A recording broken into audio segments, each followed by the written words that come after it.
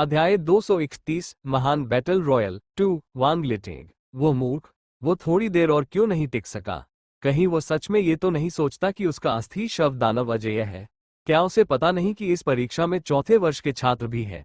नौसिखिए विशेषज्ञ तो सीमित है, लेकिन अनुभवी विशेषज्ञों के बीच अपनी शक्ति छुपाने वाले विशेषज्ञों की संख्या गाय के बालों जितनी है। सम्मन जादूगर हाय दाफो ने गुस्से से कहा।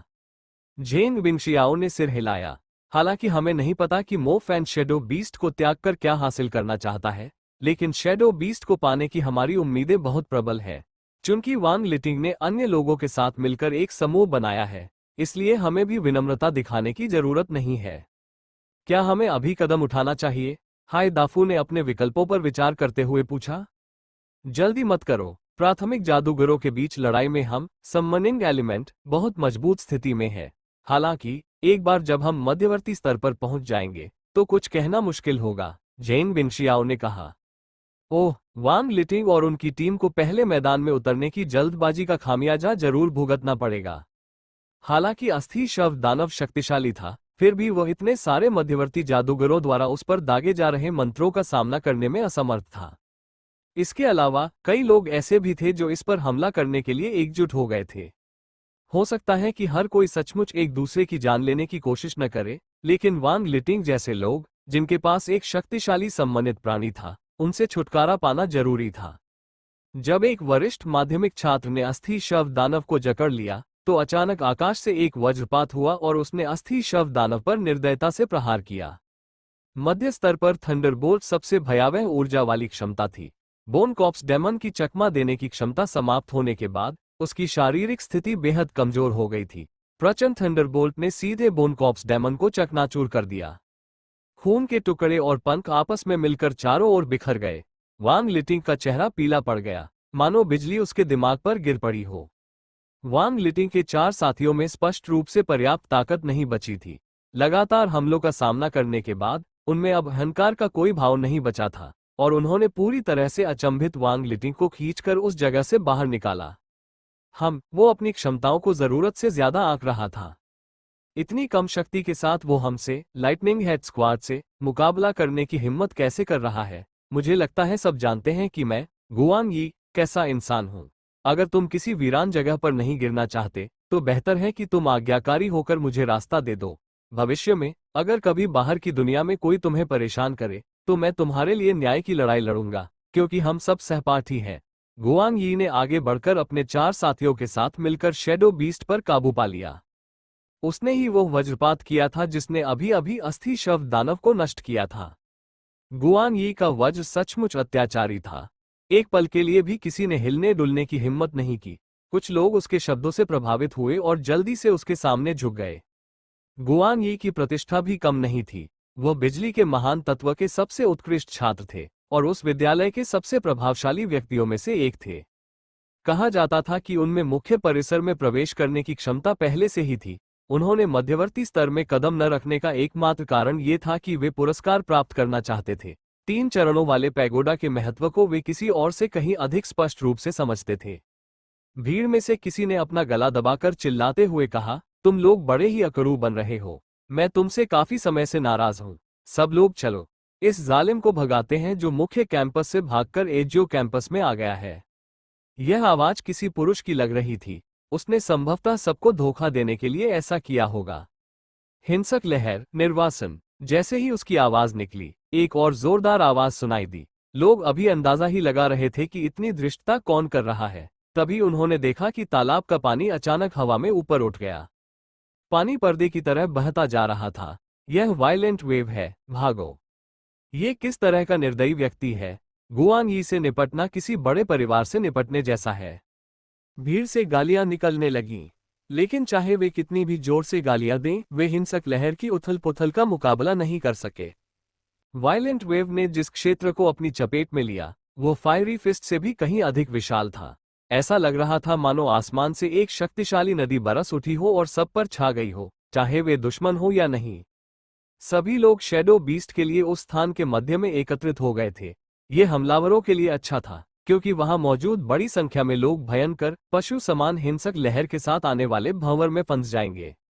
जल तत्व के साथियों, जल्दी करो और इससे निपटो। हर कम प्रतियोगी के साथ उम्मीद थोड़ी और बढ़ जाएगी। अपना गला पकड़े हुए व्यक्ति ने एक बार फिर चिल्लाकर कहा। एक मध्यम स्तर के जल जादूगर में स्वाभाविक रूप से पानी पर चलने की क्षमता थी। सुरक्षित स्थान पर लौटने के लिए उन्होंने पानी पर कदम रखा। हालांकि जैसे ही उन्होंने भयंकर लहर में डूबते लोगों को देखा, उनकी आंखें भी चमक उठीं। हाँ, क्या यह बेहतर नहीं होता कि वे इसे और अधिक अराजक बना देते, उस हिंसक लहर का इस्तेमाल करते जो सबसे बड़े क्षेत्र को अपनी चपेट में ले लेती, ताकि उन लोगों को भगा दिया जाए जो बाधा उत्पन्न कर रहे थे। मेपल के पेड़ के पीछे से एक लड़की की सख्त आवाज सुनाई दी, हिंसक लहर। हिंसक लहर। इमारत के बाहर एक और जल तारा एटलस प्रकट हुआ। हिंसक लहर, उग्र लहरें। उन्हें नहीं पता था कि पिछली बार कौन सा अविश्वसनीय रूप से शक्तिशाली जल जादूगर था, लेकिन उन्होंने जो भयंकर लहर छोड़ी थी वह और भी भयावह थी। हर कोई स्पष्ट रूप से देख सकता था कि चौक के बीचों बीच उग्र लहरों की परतें उठ रही थी।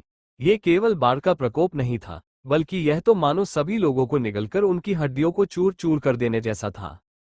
जल जादूगर सचमुच घिनौने थे, एक से बढ़कर एक हिंसक और अभिमानी। उन्होंने हिंसक लहर की शक्ति का इस्तेमाल करके लगभग 100 छात्रों को पूरी तरह से बर्बाद कर दिया।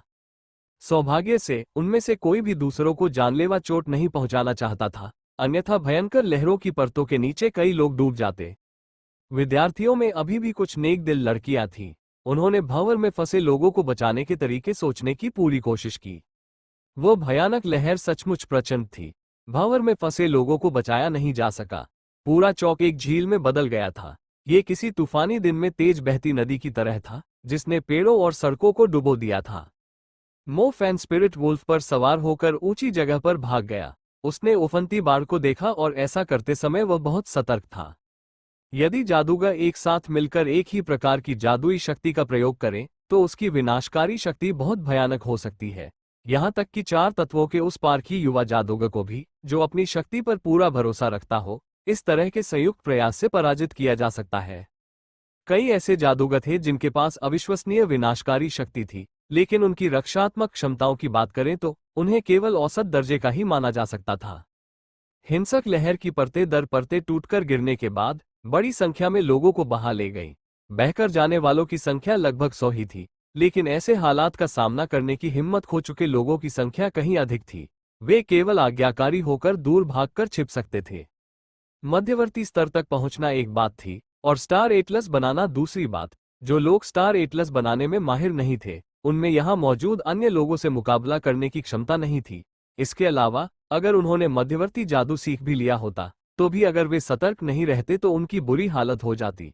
ये स्थिति सचमुच बहुत अराजक थी और कोई भी यह गारंटी नहीं दे सकता था कि विभिन्न समूहों के हमलों के बाद वे चैंपियन बने रह पाएंगे या नहीं। शेडो बीस्ट को सौंपने के बाद मो फैन पहले ही पीछे हट चुका था। वो इतने सारे मध्यम स्तर के जादूगरों से मुकाबला करने जितना मूर्ख नहीं था। अगर वो पहले ही इससे दूर न हो गया होता, तो पहले वाली हिंसक लहर उसे भी शायद अपंग बना देती। तुम पागल जल जादूगरों, चूंकि तुम नहीं चाहते कि हम में से बाकी लोग इसे प्राप्त करें, तो छाया दानव को पाने का सपना भी छोड़ दो। भाइयों, छिपना बंद करो। चलो इन जल जादूगरों से छुटकारा पाएं। ये बस यहाँ बैठकर गड़बड़ कर रहे हैं। इन्हें यहाँ छोड़ने से किसी को फायदा नहीं होगा। भीड़ में से एक जोशीली आवाज सुनाई दी। उस व्यक्ति का नाम झांग जियांगमिंग था। वह वरिष्ठ छात्रों में काफी प्रसिद्ध था। उसकी चीख सुनकर जल जादूगरों के हाथों पीड़ित अन्य जादूगर अब और सहन नहीं कर सके। उनमें से प्रत्येक ने अपने तारा एटलस को नियंत्रित करना शुरू कर दिया और जल जादूगरों को निशाना बनाया।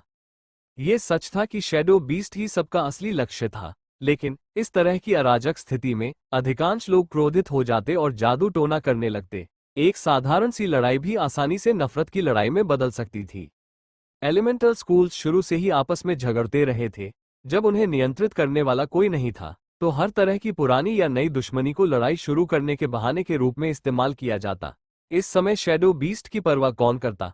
जब इतने सारे लोग मौजूद थे, तो किसी को भी शैडो बीस्ट को छूने की इजाजत नहीं थी, इसलिए वे अपने दूसरे मामलों को निपटा लेंगे। जल जादूगरों ने सचमुच सबको क्रोधित कर दिया था। उनमें से एक एक को बारी बारी से कुचल दिया गया। सौभाग्य से इस लड़ाई ने शिक्षकों को सतर्क कर दिया था। कई शिक्षक आसपास खड़े होकर छात्रों की रक्षा कर रहे थे। यहाँ तक कि डीन शियाओ ने भी यह अनुमान नहीं लगाया था कि मो फैन सभी परीक्षार्थियों को इस स्थान पर लड़ाई के लिए इकट्ठा कर देगा। उन्होंने तुरंत प्रकाश तत्व की उन्नत स्तर की जादुई शक्ति का उपयोग करके एक विशाल अवरोध बनाया। उन्होंने इस अवरोध का उपयोग लड़ाई में शामिल लोगों को सीमित करने के लिए किया ताकि उनकी लड़ाई बाहर न फैले और स्कूल की इमारतों तक न पहुंचे या निर्दोष लोगों को चोट न पहुंचे। डीन शियाओ के अलावा अन्य प्रकाश शिक्षकों ने भी थोड़ी देर बाद पहुंचकर कार्रवाई की। एजियो कैंपस का यह हिस्सा लगभग खंडहर में तब्दील हो चुका था। अन्य तत्वों की विनाशकारी शक्ति से निपटना आसान नहीं था। अग्नि तत्व ने तो दूसरों के लिए सिरदर्द ही पैदा कर दिया था। अगर कोई अग्नि मुट्ठी स्कूल की किसी इमारत की ओर उड़ती तो यह एक बड़ी मुसीबत खड़ी कर देती।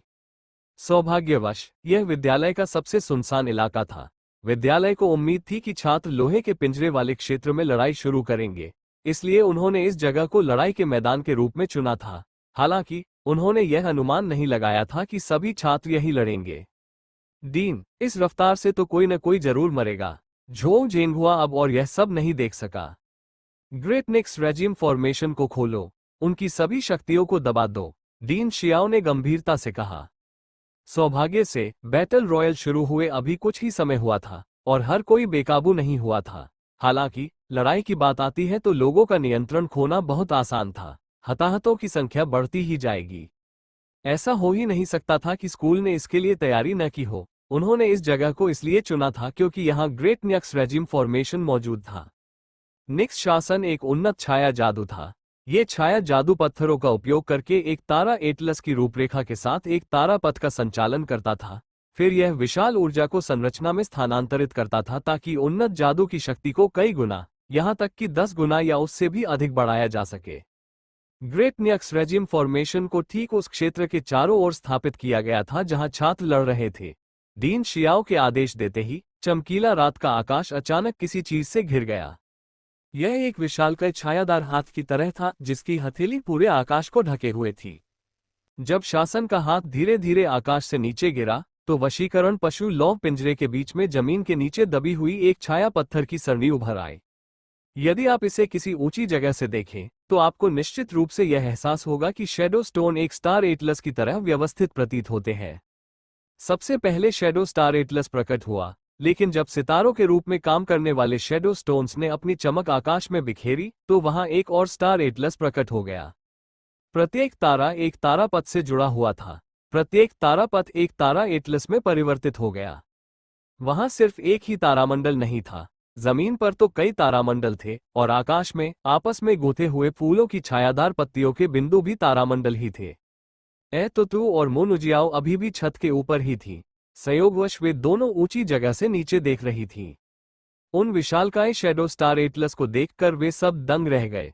यहां तक कि मोनुजियाओ जैसी ज्ञानी महिला ने भी कल्पना नहीं की थी कि विद्यालय में वास्तव में इतनी विशाल शैडो फॉर्मेशन होगी। एक नक्षत्र, यह एक उन्नत स्तर की महान जादुई संरचना है। नीचे हो रही हर चीज को देखकर मोनुजियाओ दंग रह गई। दिव्य और भव्य तारामंडल ने उसकी आंखों को भर दिया। नक्षत्र, एक छाया तात्विक नक्षत्र। जैसे ही उसने अपना सिर उठाया, रात का पर्दा एक विशाल ताड़ के पेड़ में बदल गया, जिसने धीरे धीरे सब कुछ अपने अंदर समाहित करते हुए आकाश को ढक लिया। तारों की रोशनी गायब हो गई थी। दूर स्थित शहर की रोशनी भी नहीं दिख रही थी। भले ही वे बहुत करीब थी, फिर भी चारों ओर घोर अंधेरा छाया हुआ था। असल में ये लड़ाई देर शाम को हुई थी, लेकिन स्कूल द्वारा ग्रेट निक्स रेजिम फॉर्मेशन को सक्रिय करने के बाद स्कूल का ये पूरा इलाका घोर अंधेरे में डूब गया। अगर आप कहीं और से अंदर देखते तो यह एक खाली जगह जैसा दिखता। क्या चल रहा है? हे भगवान, मुझे कुछ भी दिखाई नहीं दे रहा। मेरी जादुई शक्ति, मैं अपनी जादुई शक्ति का उपयोग क्यों नहीं कर पा रही हूँ। नक्षत्र मंडल पहले ही गायब हो चुका था और दिव्य नाइक्स की आभा ने पूरे क्षेत्र को ढक लिया था। अंधेरे ने लोगों को अवर्णनीय रूप से असुरक्षित महसूस कराया और यदि उनका भय बढ़ जाता तो वह आसानी से दहशत में बदल जाता। महाराज, यहाँ एक बड़ी संरचना है। क्या ऐसा हो सकता है कि हम पकड़े गए हों? हुई ये इतना डर गया कि उसका चेहरा पीला पड़ गया। एक उन्नत महान जादुई संरचना, ये छाया तत्व की उन्नत जादू निक्स शासन थी। निक्स शासन के तहत जादू की शक्ति में भारी कमी तो आएगी ही, साथ ही लोग एक अंधेरी भूलभुलैया में फंस जाएंगे। अगर वे इससे बाहर निकलना चाहेंगे तो ये बेहद मुश्किल होगा। घबराओ मत, अगर यह हमारे लिए होता तो वे ऐसी छाया जादू का इस्तेमाल नहीं करते जिससे छात्र भी फंस जाएं, जब तक कि स्कूल ने हमें नुकसान पहुंचाने के लिए अपने छात्रों की जान की परवाह न की हो, युआंग ने शांत भाव से कहा। महाराज, यह एक जादुई संरचना है जिसे विद्यालय ने बैटल रॉयल के दौरान भारी जानमाल के नुकसान को रोकने के लिए पहले से तैयार किया था। इसका उद्देश्य मध्यवर्ती जादू की शक्ति को अत्यधिक शक्तिशाली होने और गलती से किसी की जान लेने से रोकना है। ये जानकारी मुझे स्वयं एक शिक्षक से मिली, जब उन्होंने बहुत अधिक शराब पी ली थी, फू तियानमिंग ने जल्दबाजी में बीच में कहा। युआंग ने ठंडे लहजे में उसकी ओर देखते हुए कहा, जब तुम्हें इसके बारे में पता था तो तुमने हमें पहले क्यों नहीं बताया? फू तियानमिंग अब और कुछ कहने की हिम्मत नहीं कर पा रहा था। युआंग वास्तव में इस विशाल छाया संरचना से भयभीत हो गया था। उसे लगभग लगा कि वह भेद खुल गया है। तो इसका मकसद छात्रों के बीच जानमाल का नुकसान रोकना था। यह विशाल छाया संरचना उनके लिए बहुत मददगार साबित हुई। इस अंधेरे में अगर वे काले राक्षसों को बुला भी लेते तो किसे पता चलता कि ये उन्होंने किया है? निक्स शासन के तहत अधिकांश जादू की शक्ति बहुत कम हो जाएगी। हमारे डार्क बीस्ट शापित प्राणी है। हालांकि उनकी शक्ति बढ़ नहीं सकती, लेकिन निक्स शासन के कारण वे कमजोर भी नहीं होंगे। मो फैन, जिसके पास अग्नि, बिजली और सम्मन तत्व है, उसकी शक्ति काफी कम हो जाएगी। अगर हम उससे निपटना चाहें तो ये बहुत आसान हो जाएगा। हुई ये मुस्कुराने लगा। युआंग भी अपनी हंसी नहीं रोक पाए। ये परिस्थितियां उनके लिए बहुत फायदेमंद साबित हुई। इस बार शैडो बीस्ट के गर्भ में स्थित भूमिगत पवित्र झरना उनका होगा, और यहां तक कि वो मो फैन भी मर जाएगा। आकाश अचानक अंधेरा कैसे छा गया? काफी देर से रात हो गई है। नहीं नहीं नहीं, मुझे जरा सी भी रोशनी क्यों नहीं दिख रही? तुम सही कह रहे हो। अजीब बात है, मेरे सितारे इतने अस्थिर क्यों हो गए हैं? वे मेरे नियंत्रण में नहीं आ रहे। न्यक्स शासन के अंतर्गत बैटल रॉयल के बीच में फंसे छात्रों को अंततः एहसास हुआ कि वे एक विचित्र क्षेत्र में प्रवेश कर चुके हैं। ये छाया क्षेत्र था। दूर की रोशनी देखना असंभव था। अगर वे किसी खास जगह पर होते तो भी वे मुश्किल से ही अपना लक्ष्य देख पाते। ऐसा लग रहा था मानो एक निराकार काली दीवार उन्हें एक छोटे से कमरे में कैद कर रही हो। कमरे के अंदर मौजूद लोग तो दिखाई दे रहे थे, लेकिन कमरे के बाहर की चीजें अज्ञात थीं। कुछ ही समय में अराजक युद्ध क्षेत्र को न्यक्स शासन द्वारा अलग अलग भागों में बांट दिया गया। इस समय लड़ाई के कारण आपस में शत्रुता पनपने लगे छात्रों को यह एहसास होने लगा कि इस घोर अंधकार में भूल भुलैया में अगर शैडो बीस्ट को हटा दिया जाए तो किसी को पता भी नहीं चलेगा। घबराओ मत, यह विद्यालय द्वारा तैयार किया गया एक महान जादुई गठन है। अगर मैं गलत नहीं हूं तो यह उन्नत छाया जादू न्यक्स शासन है, जिसे कई बार मजबूत किया गया है। न्यक्स शासन एक बहुत शक्तिशाली छाया जादू है। यह एक अंधेरे भूल भुलैया जैसे युद्ध क्षेत्र का निर्माण कर सकता है। छाया प्राणियों के अलावा इस युद्ध क्षेत्र में अन्य तत्वों की शक्ति एक निश्चित सीमा तक दब जाएगी। उनकी शक्ति भी बहुत कमजोर हो जाएगी। हम अनुमान लगा सकते हैं कि ऐसा इसलिए किया गया क्योंकि विद्यालय को चिंता थी कि मध्यवर्ती जादू का उपयोग करने वाले लोग इस अराजकता में घातक चोटें पहुंचा सकते हैं। बाइजान फैन के ही दस्ते में मौजूद सोम शिया ने कहा। सोम शिया सबसे मजबूत नवागंतुकों में से एक थी। महिला जादूगरनियों में वो अकेली ऐसी थी जो मोनुजियाओ का सामना कर सकती थी। बाई जांगफेंग और बाकी लोग शांत होने लगे। हालांकि जैसे ही उन्होंने महान जादुई संरचना की मदद से किसी के द्वारा छाया पशु को ले जाने की संभावना के बारे में सोचा, बाई जांगफेंग तुरंत चिंतित हो गए और उन्होंने कहा, तो फिर हम छाया पशु को कैसे खोजेंगे? जब मो फैन ने शैडो बीस्ट को तुम्हारी ओर फेंका था तब मैंने उस पर एक जादुई छाप छोड़ दी थी। बस मेरे पीछे आओ, तुम्हें वह मिल जाएगा, सोंग शिया ने कहा। हाँ, लेडी सोंग शिया वाकई बहुत बुद्धिमान है। इस बार शैडो बीस्ट पक्का हमारा ही होगा। कोई भी इस अराजक स्थिति को देखना नहीं चाहता था। बैटल रॉयल का अंत कहाँ होगा, ये तो केवल ईश्वर ही तय कर सकता था। अब सभी को न्यक्स शासन के अंधकार में युद्ध क्षेत्र में डाल दिया गया था, और इसलिए प्रत्येक छात्र को अपनी पूरी क्षमता का उपयोग करना होगा। उन पर अचानक से तीर नहीं चलाया जाएगा, नहीं उन पर चारों ओर से हमला होगा। इसलिए जब तक आप शैडो बीस्ट को ढूंढ लेते हैं और फिर उस रास्ते को खोज लेते हैं जो बीस्ट टैमिंग आयरन केज तक जाता है, तब तक मिशन को पूरा माना जाएगा। ये दुष्ट मो फैन, जब मैं तुम्हें पकड़ूंगा तो मैं खुद तुम्हें कुचल दूंगा। शेन मिंशियाओ अंधेरे में फंसा हुआ था और उसके चेहरे पर गुस्सा साफ झलक रहा था। उसके बगल में खड़ा लुओ सोन गुस्से से आग बबूला होकर दांत पीस रहा था। शुरुआत में तो सफलता उनके हाथों में थी। किसने सोचा होगा कि ऐसा हो जाएगा? अब तो उन्हें ये भी नहीं पता कि शैडो बीस्ट कहाँ है। इसमें बदबू आ रही है, क्या आप लोगों को भी कुछ बदबू आ रही है? बगल में बैठे लोगों ने पूछा। मुझे भी इसकी गंध आ रही है, धिक्कार है, ये कैसा प्राणी है? कैसा प्राणी? क्या तुम इतने डर गए कि गूंगे हो गए?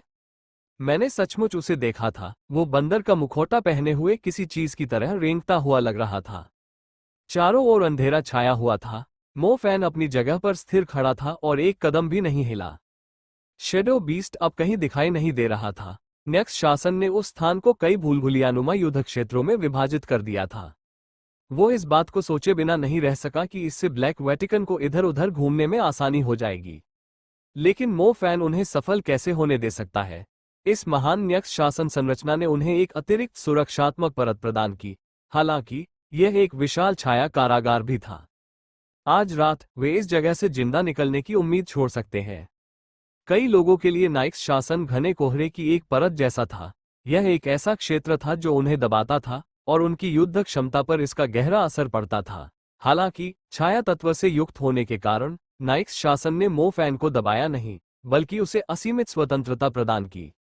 बहुत से लोगों के लिए यह एक ऐसी छाया दीवार थी जिसे वे पार नहीं कर सकते थे, लेकिन मो फैन के लिए यह आवागमन का सबसे सुविधाजनक मार्ग था।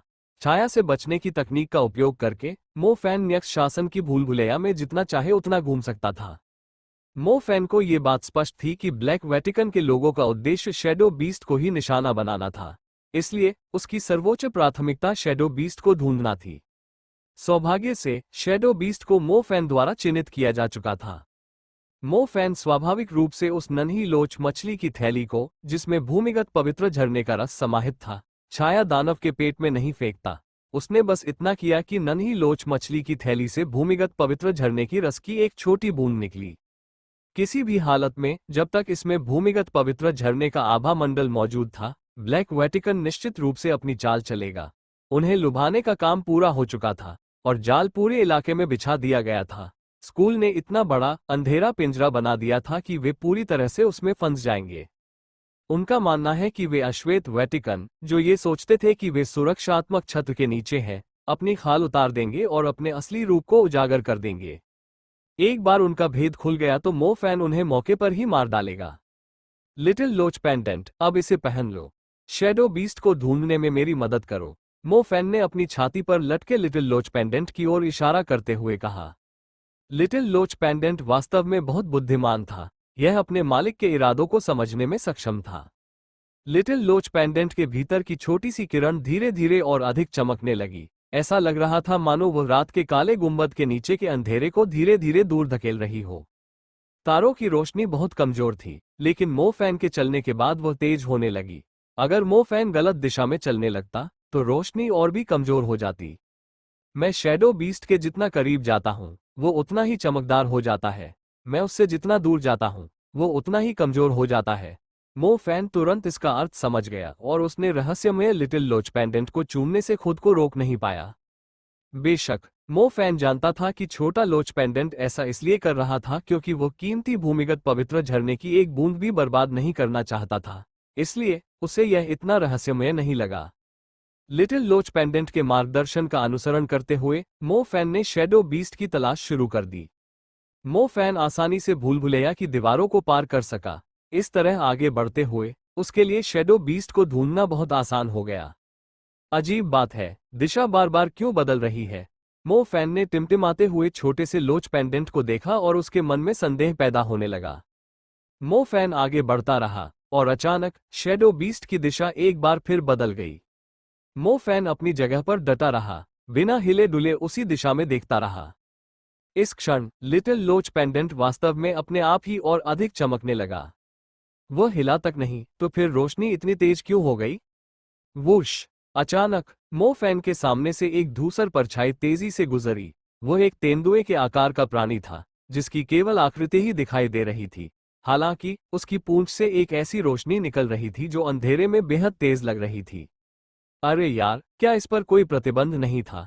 मो फैन ने अपना मुंह खोला जब उसने शैडो बीस्ट को स्पिरिट वुल्फ से भी कहीं ज्यादा तेज गति से उड़ते हुए देखा। शैडो बीस्ट भूलभुलैया के अंदर इधर उधर दौड़ते हुए अपनी बंदिशों से मुक्त होने के लिए संघर्ष कर रहा था। गुगु गुगु गुगु! इसके तुरंत बाद एक भयानक आवाज सुनाई दी। यह आवाज मो फैन के लिए बहुत जानी पहचानी थी। वो एक भयानक राक्षस था। ब्लैक वेटिकन के लोगों ने वास्तव में डार्क बीस्ट्स को बुलाया था, और इसके अलावा वे शैडो बीस्ट की तलाश कर रहे थे। इसमें कोई आश्चर्य की बात नहीं कि शैडो बीस्ट भाग रहा था। दरअसल उसका पीछा कुछ ऐसे जीव कर रहे थे जिनसे बेहद दुर्गंध आ रही थी।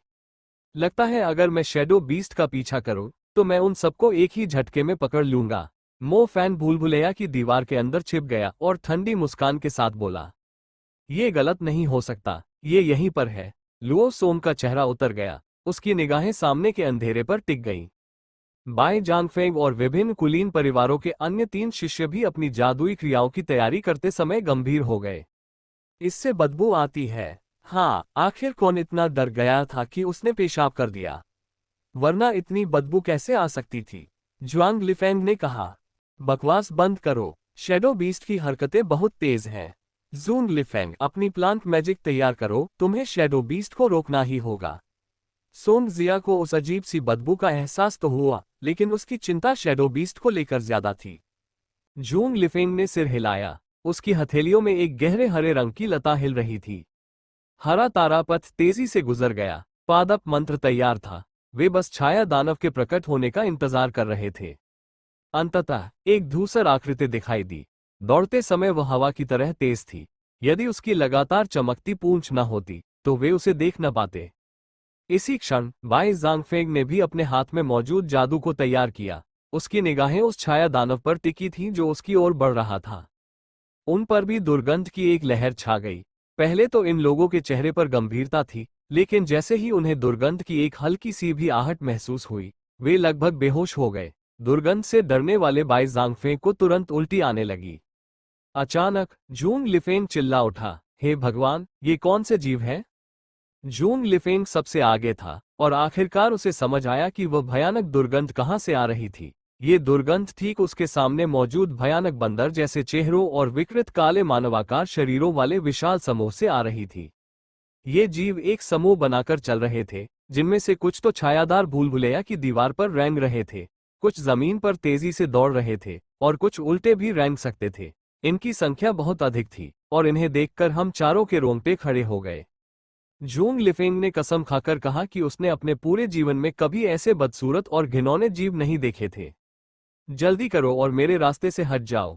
सोंग शिया का चेहरा पीला पड़ गया और उसने तुरंत अपने पीछे खड़े लोगों पर चिल्लाया। ये सभी लोग नवसिखिए छात्रों में श्रेष्ठ थे। इस अकल्पनीय दृश्य को देखने के बाद भी वे एक जगह खड़े होकर अवाक नहीं रह सके। वे आसपास के इलाकों में भागने लगे, बाढ़ की तरह उमड़ते हुए काले जीवों के इस समूह को रोकने की हिम्मत नहीं कर रहे थे। जादू का प्रयोग करो, जल्दी करो और जादू का प्रयोग करो, बाय जांगफेंग ने अजीबोगरीब ढंग से चिल्लाया। बाय जांगफेंग ने अपना स्टार एटलस शुरू कर दिया था। उसके दोनों हाथों के बीच एक तूफानी हवा उमड़ रही थी। न्यक्ष शासन के दबाव में बाय जांगफेंग को अपना तारा एटलस पूरा करने में सामान्य से कहीं अधिक समय लगा। संरचना लगभग टूट गई थी। अंततः वो विंड डिस्क टॉर्नेडो को पूरा करने में कामयाब रहा। बवंडर आ उठा। ठंडी हवा तेजी से घूमती हुई एक विशाल गर्जनापूर्ण बवंडर में बदल गई। सामने से हमला करने की कोशिश कर रहे वे काले राक्षस सीधे बवंडर में जा गिरे और हवा में उछल गए। काले रंग के जीव एक एक करके आकाश से गिरने लगे। जैसे ही वे नीचे गिरे, उनकी हड्डियां चूर चूर हो गईं और उनका सिर जमीन पर पटक कर चकनाचूर हो गया। बाय जांगफेंग की पवन डिस्क टॉर्नेडो ने अन्य डार्क बीस्ट्स को नाराज कर दिया था, जिन्होंने शत्रुतापूर्ण निगाहों से उसे देखकर संकेत दिया कि वे उसे आसानी से नहीं जाने देंगे। बचे हुए डार्क बीस्ट्स की निगाहें उस पर और उसके दल पर टिक गईं और वे सीधे उसकी ओर दौड़ पड़े। क्या तुम्हारे पास सुअर का दिमाग है? वे शैडो बीस्ट की ओर बढ़ रहे थे, तो तुम उन्हें क्यों उकसा रहे हो? सोंग शिया ने बगल से उस पर जोर से चिल्लाया। बाय जांगफेंग के बवंडर ने केवल 3 ही काले राक्षसों को मारा था। अगर यह शासन के बाहर होता तो बवंडर आसानी से पूरे इलाके के राक्षसों को नष्ट कर सकता था, लेकिन न्यक्ष शासन के अधीन अन्य जादुई शक्तियों पर दमन था। आप केवल तभी यह सुनिश्चित कर सकते थे कि आपके अन्य तत्वों पर किसी भी प्रकार का प्रतिबंध न लगे, जब आपके पास छाया तत्व हो।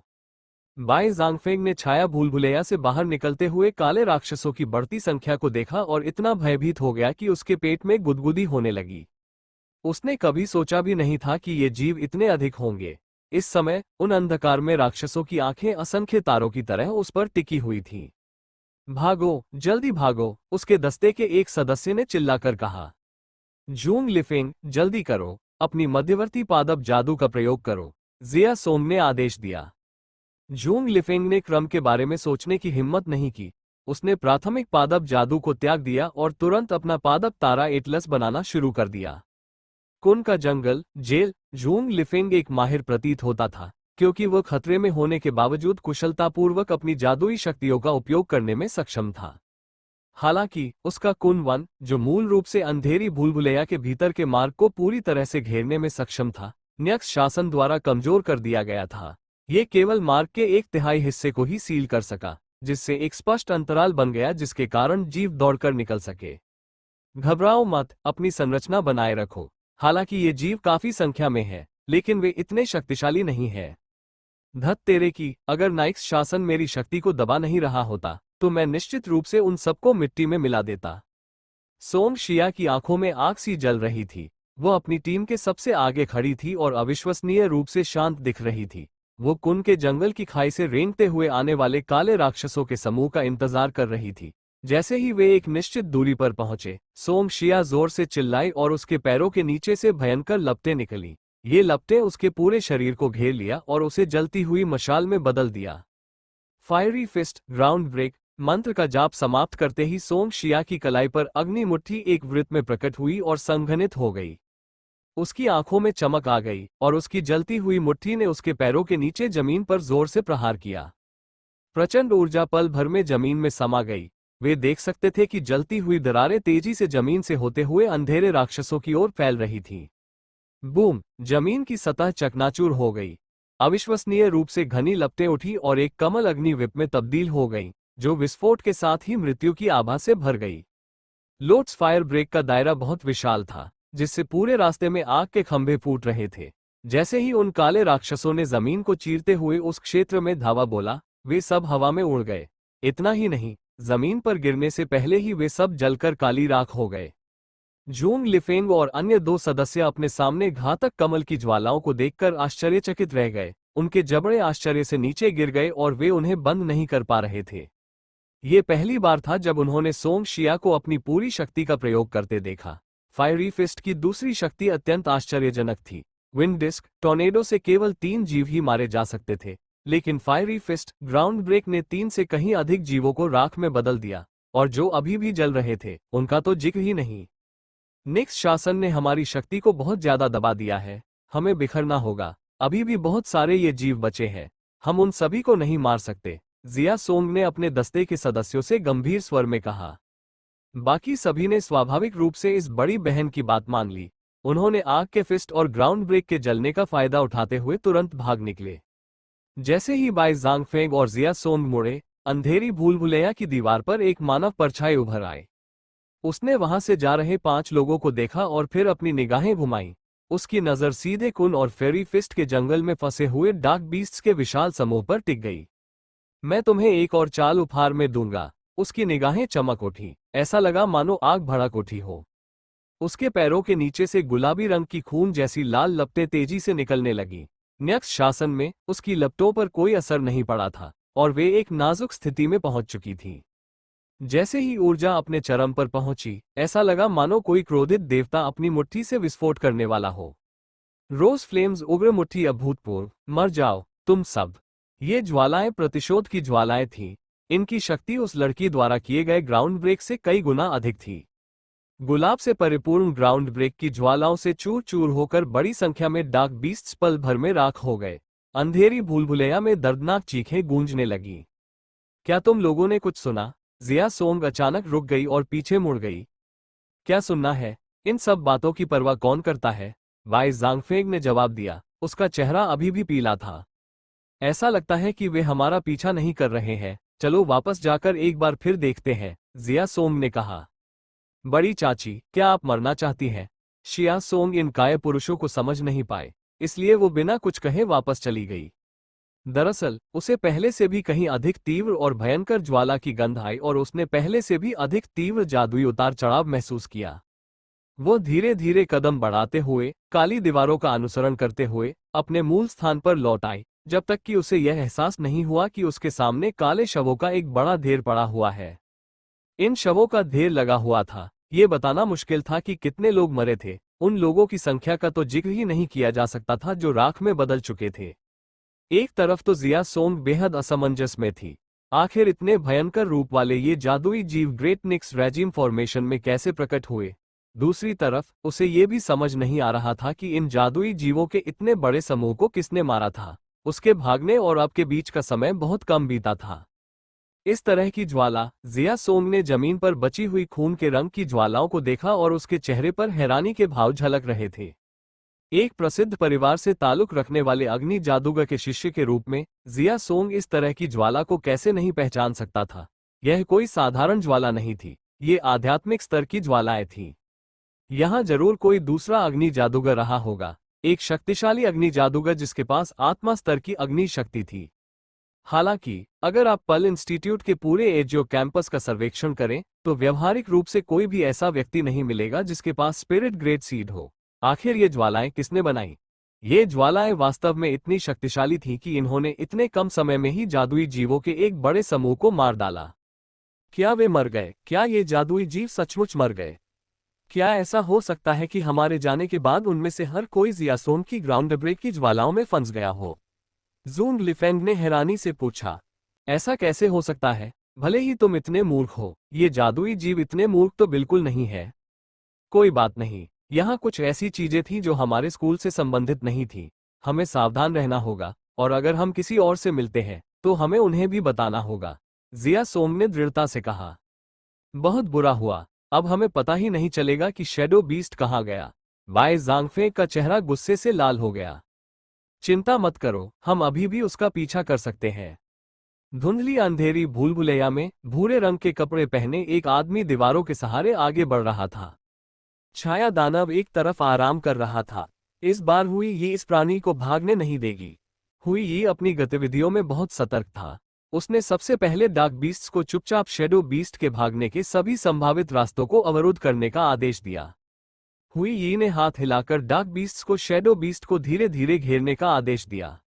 ये स्पष्ट था कि पीछा किए जाने से शैडो बीस्ट बुरी तरह थक गया था। हौंफते हुए वह वहीं बैठा रहा और उसे इस बात का जरा भी अंदाजा नहीं था कि 10 डार्क बीस्ट उसे चारों ओर से घेर चुके हैं।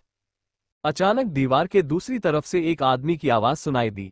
ये रहा, ये रहा, हा हा हा, अगर आप पूरी कोशिश करें तो चीजें मिल ही जाती हैं। अरे यार, ये क्या चीजें हैं? शैडो बीस्ट मुड़ा और उसने महसूस किया कि लोगों का एक समूह उससे कुछ ही दूरी पर है। फिर उसने चारों ओर देखा और पाया कि काले रंग के जीवों का एक समूह दीवारों पर रेंग रहा था। उनकी आंखों से हरी रोशनी निकल रही थी और उनके सफेद दांत दिखाई दे रहे थे। शैडो बीस्ट ने दौड़ने से पहले एक पल भी नहीं सोचा। निक्स शासन में इसकी गति सामान्य से कम दोगुनी थी। यह अंधेरी भूलभुलैया की दीवारों के बिल्कुल आखिरी छोर से अचानक गायब हो जाती थी। अगर वे इसे ढूंढने की कोशिश करते तो उन्हें पता ही नहीं चलता कि किस दिशा में जाना है। धत तेरे की, तुम बेवकूफों ने मेरा अच्छा पल खराब करने की हिम्मत कैसे की? हुई ये गुस्से से भड़क उठा और लोगों के उस समूह की ओर दहाड़ते हुए बढ़ा। अरे, ये तो सीनियर ली टोंग है। क्या संयोग है। आपको देखकर बहुत अच्छा लगा। क्या आपने दीवारों पर रेंगते हुए उन जीवों को देखा? वे बहुत डरावने थे। पोनीटेल वाली एक लड़की ने सामने हुई ही को देखकर मुस्कुरा दिया। जिस व्यक्ति ने छाया दानव को भगाया था वो अभी भी अपने आसपास देख रहा था। वही एकमात्र व्यक्ति था जिसने उन भयानक प्राणियों के चेहरे स्पष्ट रूप से देखे थे। हालांकि वे प्राणी पलक झपकते ही गायब हो गए। उसने पुष्टि की कि उसने उन्हें देखा था। हुई यी ने अपना गुस्सा दबाया और उन काले राक्षसों को जितनी जल्दी हो सके छिपने का आदेश दिया। तभी मुस्कुराते हुए उसने कहा, ओह, तो ये तुम लोग थे। नहीं, तुम लोगों ने उस छाया राक्षस को भगा दिया जिसे मैं लगभग पकड़ने ही वाला था। सीनियर ली टोंग, आप हमारे साथ क्यों नहीं जुड़ जाते? हमारी टीम में बस एक सदस्य की कमी है, पोनीटेल वाली लड़की ने प्रस्ताव रखा। हुई यी ने इस पर विचार किया और अंत में सिर हिलाया। अगर उसे शैडो बीस्ट्स को पकड़ना था तो उसे निश्चित रूप से इन लोगों की मदद की जरूरत होगी। इस टीम की ताकत काफी अच्छी थी। दरअसल उनमें एक शैडो एलिमेंटल का इस्तेमाल करने वाला भी था। न्यक्ष शासन के भीतर एक छाया जादूगर पानी में मछली की तरह था। उनके साथ छाया राक्षस का पीछा करना बहुत आसान होगा। कुछ ही समय बाद उन्हें एक बार फिर शैडो बीस्ट मिल गया। वो स्पष्ट रूप से कमजोर हो चुका था और भागने में असमर्थ था। हाँ हाँ हाँ, 3 सीढ़ी वाले पैगोडा में प्रवेश करने का मौका हमें मिलेगा। हाँ हाँ, शैडो बीस्ट में अब भागने की ताकत नहीं बची है। ओह, बदबू आ रही है। क्या आप लोगों को कुछ गंध आ रही है? मुझे भी इसकी गंध आ रही है, ये कैसी अजीब गंध है। चारों लोगों ने एक साथ अपनी नाकें बंद कर ली। उन पर आने वाली दुर्गंध के कारण सांस लेना मुश्किल हो रहा था। उन्हें पता नहीं था कि दुर्गंध कहाँ से आ रही है। हुई यी ने ठंडी मुस्कान दी। चारों लोगों के पीछे खड़े होकर उसकी निगाहें धूर्तता से भरी हुई थीं। अगर वो उनका सीधे सामना करे तो वो उनका मुकाबला नहीं कर पाएगा, लेकिन अगर यह छुपकर किया गया हमला हो तो भले ही वे मध्यम स्तर के जादूगर हों, वे कुछ भी नहीं कर पाएंगे। एक बार जब वो शैडो बीस्ट को पकड़ लेगा तो उसे अपना पुरस्कार मिल जाएगा। अचानक छायादार भूलभुलैया की दीवारों से एक आदमी की कर्कश आवाज सुनाई दी, सावधान रहो। सबने मुड़कर देखा और पाया कि दीवारों के बीच से एक जाना पहचाना चेहरा बाहर आ रहा है। ऐसा लग रहा था मानो वह किसी रहस्यमयी दरवाजे से बाहर आया हो। ये देखना बेहद अजीब था। शैडो का इस्तेमाल करने वाला वो छात्र आने वाले व्यक्ति को देखकर बेहद हैरान रह गया। शैडो से बचने की उसकी कला उससे कहीं ज्यादा कुशल थी। अगर उसने जोर से आवाज न लगाई होती तो उसे उसका जरा भी आभास न होता। वो सचमुच परछाई के साथ एकात्म होने की अवस्था तक पहुंच चुका था। क्या यह वही महान दानव नहीं है? ये वही है। तुम यहां मत आना। मैं तुम्हें चेतावनी दे रहा हूं। चाहे कुछ भी हो जाए, हम पल इंस्टीट्यूट के 4 कुलीन छात्र हैं। अगर तुमने हमसे पंगा लेने की हिम्मत की, धत तेरे की, मेरी तरफ देखने की भी हिम्मत कैसे हुई? हैरान छात्रों में से एक ने हड़बड़ाते हुए कहा। मो फैन ने परछाई से बाहर आते हुए उन पर कोई ध्यान नहीं दिया। उसकी निगाहें सीनियर ली टोंग नामक छात्र पर टिकी हुई थीं। तो तुम हो मो फैन, तुम्हारी हिम्मत कैसे हुई हमसे चोरी करने की? ली टोंग की प्रतिक्रिया काफी तेज थी। उसने तुरंत अपनी शाप शक्ति को वापस ले लिया और एक सामान्य छात्र का रूप धारण कर लिया। मो फैन का चेहरा ठंडा था। उसने उसकी ओर देखते हुए कहा, अब तुम यह नाटक बंद कर सकते हो। अपने डार्क बीस्ट्स को देखो। ली टोंग की भौहें तन गईं। उसने चारों ओर नजर घुमाई और पाया कि उसका सबसे शक्तिशाली डार्क बीस्ट किसी कारणवश दीवार पर अटक गया था। वो वहां अपनी जान बचाने के लिए संघर्ष कर रहा था। उसका विकृत शरीर छटपटाने की कोशिश कर रहा था, लेकिन उसके पेट में एक विशाल कील जैसी कोई चीज फंसी हुई थी। ऐसा लग रहा था जैसे किसी नुकीली कील ने उसे दीवार पर ठोक दिया हो और वो एक कदम भी हिल नहीं पा रहा था। तुम्हें लगता है कि तुम अकेले मुझसे लड़ सकते हो? मैं जितने डार्क बीस्ट्स को नियंत्रित कर सकता हूँ, उसकी तुम कल्पना भी नहीं कर सकते। हुई ये अब दिखावा नहीं कर रहा था। उसके चेहरे की मुस्कान एक उदास व्यंग्य में बदल गई थी। जैसे ही उसने ये कहा, दुर्गंध तुरंत पूरे भूलभुलैया में फैल गई और पल भर में एक धुंध में बदल गई। ये दुर्गंध वास्तव में जहरीली थी। अगर कोई व्यक्ति इसे 1 मिनट के लिए भी सांस में ले ले तो उसे जहर हो जाएगा। अगर वो बेहोश हो जाए तो उसकी दम घुटने से मौत हो जाएगी। लोगों का वो समूह अभी तक हो रही घटना पर कोई प्रतिक्रिया नहीं दे पाया था कि वे तुरंत ही उस दुर्गंध में घिर गए। एक एक करके वे बेहोश होने लगे, सिवाय शैडो छात्र के। उसने इवेडिंग शैडो का उपयोग करके तुरंत दूसरे क्षेत्र में जाने का रास्ता खोज लिया। सहपाठी, अपने टीम के सदस्यों को बचाओ, वरना वे यहीं मर जाएंगे। मो फैन को पता था कि उसके पीछे क्या हो रहा है, इसलिए उसने शैडो स्टूडेंट पर जोर से चिल्लाया। छात्र ने तुरंत जवाब दिया, ठीक है, धन्यवाद। हुई यी के पीछे से दुर्गंधयुक्त धुआं आ रहा था। उस धुंधले धुएं में से कई तीखी आवाजें आ रही थीं, जो अंधकार में राक्षसों के झुंड से उठ रही थीं। मो फैन की ओर बढ़ते हुए उन्होंने अपने नुकीले दांत दिखाए, मानो उसे टुकड़े टुकड़े कर देना चाहते हों। मो फैन ने एक कदम बढ़ाया और उसका शरीर परछाइयों में समा गया। वो झट से एक परछाई में बदल गया और दीवारों के आर पार तेजी से निकल गया। अगले ही पल वो हुई यी के पीछे प्रकट हो गया। मो फैन धीरे धीरे अंधेरे से बाहर निकला और उसके हाथ में बिजली की एक लकीर तेजी से आगे बढ़ी। हालांकि जिस क्षण वह अपना कदम उठाने ही वाला था, हुई यी ने अचानक तिरस्कारपूर्ण मुस्कान बिखेरी। उसके शरीर से तुरंत एक ठंडी आभा उत्पन्न हुई और बर्फ की जंजीरें जमीन से निकलकर मो फैन की ओर उड़ने लगी। बर्फ! मो फैन थोड़ा हैरान हुआ और जल्दी से पीछे की ओर कूद गया। बर्फ की जंजीरों को लहराते हुए वे बारी बारी से मो फैन को चारों ओर से घेरने लगे। उनकी ठंड से लोगों की हड्डियां अकड़ गईं। मो फैन जानता था कि वह हुई यी की क्षमताओं को कम आंक रहा है। उसने तुरंत सोल इम्प्रिंट को सक्रिय किया और अपने ब्लड बीस्ट बूट्स की शक्ति को खोल दिया। मो फैन के पैरों के चारों ओर लाल रोशनी चमकी और धीरे धीरे कवच जैसी किसी चीज में तब्दील होकर उसके पैरों को पूरी तरह ढक लिया। उसी समय मो फैन के पैरों पर खून की नस जैसी एक लाल रेखा उभर आई और उसके पैरों की ताकत अचानक बढ़ गई। सर्र! एक मोटी बर्फ की जंजीर मो फैन की पीठ की ओर बढ़ी। वह उसकी ओर इस तरह झुकी जैसे कोई विशालकाय अजगर उसके शरीर को जकड़ने वाला हो। मो फैन ने ब्लड बीस्ट बूट्स की विस्फोटक शक्ति का उपयोग किया और अचानक छलांग लगाकर आइस शैकल से बच गया। जैसे ही मो फैन ने मोटी बर्फ की जंजीर पर कदम रखा, उसने चाबुक से मारे जाने की ताकत का इस्तेमाल करते हुए सीधे अंधेरी दीवार पर छलांग लगा दी। जाओ, हुई यी ने शेष बर्फ की जंजीर को नियंत्रित किया। ऐसा लगा जैसे उसने मो फैन के कूदने के स्थान का अनुमान लगा लिया हो और उसने तुरंत बर्फ की जंजीरों का उपयोग करके एक विशाल बंधन संरचना बना ली। बर्फ की बेड़ियां तेजी से आगे बढ़ी। मो फैन जानता था कि उसे उनके वार से बचना होगा, इसलिए उसने अंधेरी दीवारों पर जोर से पैर पटके उसका शरीर एक गुलेल की तरह और भी अधिक खतरनाक क्षेत्र की ओर उछल पड़ा। बर्फ की बेड़ियां उसका पीछा करते हुए हवा में उड़ रही थीं और वे उसे लगभग पकड़ ही चुके थे।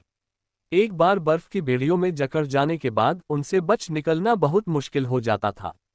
तुम्हारी हिम्मत तो इस मामूली क्षमता के साथ हमसे, काले वेटिकन से, लड़ने की है। सुन लो, जिसने भी हमारे काले वेटिकन का ध्यान अपनी ओर खींचा है, वह फिर से चैन से जीने का सपना ही देख सकता है, और तुम भी कोई अपवाद नहीं हो। हुई यी ने मुश्किल हालात में फंसे मो फैन को देखा। उसके चेहरे पर मुस्कान और भी भयावह होती चली गई। वो एक मध्यम स्तर का बर्फ का जादूगर था। इसके अलावा वो लड़ाई के लिए कई काले राक्षसों को प्राप्त कर सकता था। मो फैन ने उससे लड़ने की कोशिश की, ये तो सरासर नादानी थी। सौभाग्यवश शैडो बीस्ट पहले से ही इतना थक चुका था कि हिल भी नहीं सकता था। मो फैन को खत्म करने और शैडो बीस्ट को पुजारी महोदय के पास लाने के बाद वही इस अभियान में सबसे उत्कृष्ट सेवा देने वाला व्यक्ति होगा। तुम जैसे निकम्मों के लिए अगर और भी लोग आ जाएं, तो भी मैं उन्हें खत्म कर दूंगा। मो फैन गंभीर भाव से वहीं खड़ा रहा। हुई यी ने एक बार फिर ठंडी मुस्कान दिखाए। उसने मो फैन की ओर इशारा किया और धुंध में मौजूद काले राक्षस तुरंत उसे घेर लिया। सरसरी नजर में ही पता चला कि उनकी संख्या कम से कम 10 थी। हुई यी ने मो फैन से सीधे मुकाबले की योजना नहीं बनाई थी। वो डार्क बीस्ट्स का इस्तेमाल करके उसे थकाना चाहता था और फिर सही समय पर आइस शैकल्स का इस्तेमाल करना चाहता था। इस तरह वो सब कुछ खत्म कर पाएगा। आओ, हवा में एक चांदी जैसी दरार से एक विशालकाय भेड़िए का सिर बाहर निकला, उसके बाद उसका मजबूत और शक्तिशाली शरीर भी। उसके लंबे नीले बाल हवा में लहरा रहे थे। उसकी चमकदार आंखें और भावभंगिमाएं एक भेड़िए की जंगली प्रकृति से परिपूर्ण थीं। वे काले राक्षस अब तुम्हारे हैं, मो फैन ने स्पिरिट वुल्फ से कहा। स्पिरिट वुल्फ वाकई हिंसक था। उसने उन डार्क बीस्ट्स को चेतावनी देने की जहमत नहीं उठाई, नहीं उसे इस बात की परवाह थी कि वे कितने थे। उसने कुछ कदम बढ़ाए और उनकी ओर दौड़ पड़ा। डार्क बीस्ट्स गुस्से से आग बबूला थे और संख्या बल में वे सबसे आगे थे। ये स्पिरिट वुल्फ वाकई बहुत घमंडी था। इसकी हिम्मत कैसे हुई कि वह इन्हें अपनी आंखों के सामने न रखे। ये सब मिनियन क्लास के थे, या फिर इसका मतलब ये था कि 10 मिलकर भी एक को नहीं हरा सकते। अंधेरे राक्षस भेड़िए को घेरने के लिए आगे बढ़े, फुर्ती से हमला करके भागने की रणनीति अपनाते हुए। सीधे शब्दों में कहें तो वे बस दुश्मन को एक बार काटते और पंजे से खरोंचते थे, फिर पीछे हट जाते थे। वे आत्मा भेड़िए को खून बहाकर मार डालना चाहते थे। स्पिरिट वुल्फ से निपटना इतना आसान नहीं था। उस पर हमला करने वाले सभी डार्क बीस्ट सफलतापूर्वक पीछे नहीं हट पाए। उनमें से 2, जिन्हें चोटें आई थीं, स्पिरिट वुल्फ के पंजों से झट से जमीन पर पटक दिए गए और फिर बेरहमी से कुचलकर मार डाले गए। मो फैन को एहसास हुआ कि उसके स्पिरिट वुल्फ की युद्ध क्षमता वाकई बहुत अधिक थी। भले ही वो 10 डार्क बीस्ट्स का मुकाबला करने में सक्षम न हो, फिर भी वह थोड़े ही समय में उनकी पूरी सेना को पराजित कर सकता था। सबसे महत्वपूर्ण बात यह थी कि उसके सामने ही ब्लैक वेटिकन के उस सदस्य को मार डाला जाए जो छात्र होने का नाटक कर रहा था। उसकी दिखाई गई ताकत को देखते हुए वो केवल एक गुर्गा ही होना चाहिए था। ये भी ठीक था, उनके आका को ढूंढने से पहले उनके गुर्गों से छुटकारा पाना भी फायदेमंद होगा। वह आमने सामने की लड़ाई नहीं लड़ सकता था। इस आदमी के बर्फ के हथकंडे वाकई कमाल के थे। अगर वो सचमुच फंस गया तो वो काफी खतरे में पड़ जाएगा। छोड़ो इससे, इस आदमी से फालतू बातें करने का क्या फायदा। चलो सीधे ही इसे मार डालते हैं। बिजली और गरज के सबसे हिंसक तत्व से युक्त होने के कारण वो मुट्ठी भर वार से ही अधिकांश समस्याओं का समाधान कर सकता है। अगर इससे भी काम न बने तो वह वज्रपात का प्रयोग कर सकता है। मुझे विश्वास नहीं होता कि यह गुंडा मेरे विस्फोटक हमलों का सामना कर पाएगा। मो फैन ने ज्यादा कुछ नहीं कहा क्योंकि उसके शरीर के चारों ओर गहरे बैंगनी रंग की बिजली की चाप दिखाई दी। तारों के पथ आपस में जुड़ गए और मो फैन के पैरों के नीचे तेजी से एक बिजली के तारों के एटलस में बदल गए। अगर वो तानाशाह बनना चाहता तो बिजली के अलावा वो और क्या इस्तेमाल करता। इस समय मो फैन को अपनी शक्तियों को छिपाने की कोई आवश्यकता नहीं थी। उसे ब्लैक वेटिकन के इस चमचे को यह समझाना था कि बो सिटी का हर कोई आसानी से भड़काया जाने वाला नहीं था। गहरा बैंगनी रंग, ये लाइटनिंग कोई सामान्य श्रेणी की लाइटनिंग नहीं है। हुई ये बर्फ की बेड़ियों को समेट रहा था। वह इनका इस्तेमाल रक्षात्मक रूप से करना चाहता था, लेकिन जब उसने देखा कि मो फैन की बिजली गहरे बैंगनी रंग की है, तो उसकी आंखें चौड़ी हो गईं। बिजली का तत्व बेहद भयंकर था। अगर बिजली आत्मा स्तर की होती, तो भले ही उसकी बर्फ की बेड़ियां एक सुरक्षात्मक परत में तब्दील होकर किसी भी रक्षात्मक जादुई उपकरण के ऊपर जम जाती, फिर भी शायद वह उससे बचाव के लिए पर्याप्त न होती। हुई ये जानता था कि स्थिति चिंताजनक थी। उसने अंधेरे राक्षसों पर जोर से चिल्लाते हुए कहा, जल्दी करो, उसे मार डालो। उसके पास इस आध्यात्मिक स्तर के बिजली के बीच को रोकने का कोई तरीका नहीं था। इस समय वो केवल अपने प्रतिद्वंद्वी के मंत्रोच्चार पूरा करने से पहले तारापथों को बाधित कर सकता था। हुई यी का आदेश अत्यंत प्रभावी रहा। देखते ही देखते दो डार्क बीस्ट्स ने अपना लक्ष्य बदलकर मो फैन की ओर कर लिया, जो उस समय भी स्टार एटलस बना रहा था। वे स्पिरिट वुल्फ के चारों ओर घूमने के लिए दोनों ओर की दीवारों का इस्तेमाल कर रहे थे और उस पर चढ़ने के लिए अपने शक्तिशाली पंजों पर निर्भर थे। दीवारों पर चढ़ते हुए वे भयानक बंदरों की तरह लग रहे थे, जैसे मो फैन की ओर बढ़ रहे हों। जैसे जैसे दोनों अंधकार में दानव मो फैन के करीब आते गए, उनके लंबे पंजे चमकने लगे। इस समय मो फैन के तारा एटलस ने केवल 6 बिजली के तारापथ बनाए थे, आखिरी वाला अभी बाकी था। अगर स्टार पाथ आपस में नहीं जुड़ते, तो वे इंटरमीडिएट मैजिक नहीं बना पाते। एक जोरदार गर्जना सुनाई दी। स्पिरिट वुल्फ और मो फैन के बीच एक आध्यात्मिक संबंध था। जब उसे एहसास हुआ कि मो फैन पर दो डार्क बीस्ट्स हमला कर रहे हैं, तो वो अचानक दहाड़ उठा। अपनी दहाड़ के बाद उसकी गति अचानक बढ़ गई। उसे इस बात की परवाह नहीं थी कि उसके शरीर पर दो डार्क बीस्ट्स मौजूद है, और वो मो फैन को परेशान करने की कोशिश कर रहे दो डार्क बीस्ट्स की ओर तेजी से बढ़ा। मो फैन पहले तो इस बात को लेकर दुविधा में था कि उसे इंटरमीडिएट लाइटनिंग मैजिक छोड़ देना चाहिए या नहीं। स्पिरिट वुल्फ को इतनी बहादुरी से आगे बढ़ते देख उसका मन शांत हो गया और उसने अपना स्टार पाथ जारी रखा। सर, भेड़िए के मोटे पंजों के जोरदार प्रहार से उन्हें चीर-फाड़ करना इतना आसान नहीं था। इतना जोरदार प्रहार उन छोटे-छोटे काले राक्षसों के शरीरों को चूर-चूर कर देने के लिए काफी था। स्पिरिट वुल्फ ने सबसे पहले एक डार्क बीस्ट को दीवार पर पटककर टुकड़े-टुकड़े कर दिया। उसके बाद उसने अवशेषों की ओर देखे बिना ही मुड़कर उस डार्क बीस्ट को काट लिया जो उसका मांस नोचने की कोशिश कर रहा था। जब लंबे पंजों वाला दूसरा काला राक्षस मो फैन की ओर कूदा, तो आत्मा भेड़िए ने अपना सिर हिलाया और अपने जबड़ों में मौजूद काले राक्षस को दूसरे की ओर फेंक दिया। स्पिरिट वुल्फ को देखकर ऐसा लग रहा था मानो उसने अतीत में मो फैन के शारीरिक शिक्षा में पूरे अंक प्राप्त कर लिए हों, क्योंकि उसने जिस डार्क बीस्ट को फेंका, वो हवा में ही सटीक निशाने पर लगा। दोनों लड़खड़ाते हुए मो फैन के बगल में गिर पड़े। कियानजुन, अचानक एक अशुभ गूंज सुनाई दी। मो फैन के आसपास बेचैन बिजली जैसी ऊर्जा उत्पन्न हुई। गहरे बैंगनी रंग की बिजली की ये लपटें उसके चारों ओर एक शक्तिशाली जाल में तब्दील हो गईं। मो फैन के बगल में खड़े दो काले राक्षस उस पर हमला करने के लिए उठने की कोशिश करने लगे, लेकिन एकत्रित होती बिजली की शक्ति से उनके शरीर बुरी तरह कांपने लगे। ऐसा लग रहा था जैसे उन पर किसी धातु की वस्तु का दबाव पड़ रहा हो। उनका मांस सिकुड़ गया था और उनकी हड्डियां पूरी तरह चकनाचूर हो गई थीं। वज्रपात, यक्ष, मो फैन ने अपने बगल में मौजूद दो कमजोर लोगों की ओर देखने की भी इच्छा नहीं जताई, क्योंकि उसकी उंगली अंधेरे आकाश की ओर इशारा कर रही थी। पहले पूरी तरह से काले आसमान से एक गहरे बैंगनी रंग का गरजता हुआ बादल उभरा। जैसे ही वह हुई यी के सिर के ऊपर इकट्ठा हुआ, ऐसा लगा मानो किसी मृत्यु देवता की आभा हो। हुई यी इतना भयभीत हो गया कि वह कांपने लगा। उसने अपने बर्फ के बंधनों पर से नियंत्रण खो दिया। वो वास्तव में बर्फ की बेड़ियों को नियंत्रित करने में काफी कुशल था।